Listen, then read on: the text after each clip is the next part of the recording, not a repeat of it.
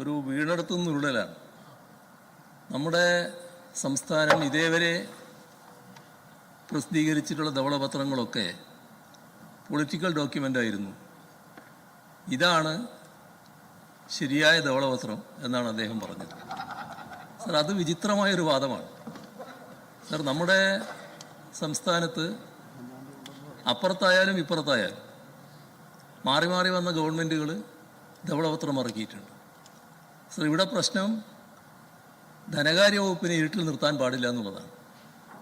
ഇതിനു മുൻപുള്ള എല്ലാ ഗവൺമെൻറ്റുകളും, ഞങ്ങളതായാലും UDF-ൻ്റെതായാലും, ധനകാര്യ വകുപ്പാണ് ഇത് തയ്യാറാക്കിയിട്ടുള്ളത്.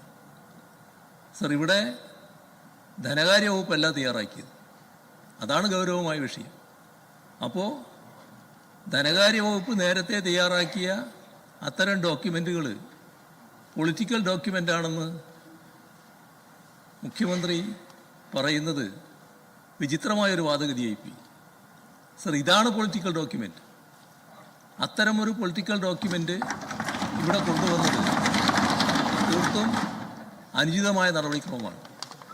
സർ, ഉപദേശം തേടുന്നവരെ പറ്റി ഞങ്ങൾക്കാർക്കും വ്യത്യസ്ത അഭിപ്രായമില്ല. വിദഗ്ധരുടെ ഉപദേശം പല കാര്യങ്ങളിലും തേടേണ്ടി വരും, ഗവൺമെൻറ് ഇനിയും തേടേണ്ടതായിട്ട് വരും. പക്ഷേ ധവളപത്രം തയ്യാറാക്കുന്നത് നമ്മുടെ ധനകാര്യ വകുപ്പായിരിക്കണമായിരുന്നു. അതിൻ്റെ വ്യതിയാനമാണ് വന്നിട്ടുള്ളത്. ഇതൊരു കൃത്യമായ പൊളിറ്റിക്കൽ ഡോക്യുമെൻ്റാണ്. ഉള്ളടക്കം നോക്കി ബാക്കി കാര്യങ്ങൾ പിന്നീട് പറയാം.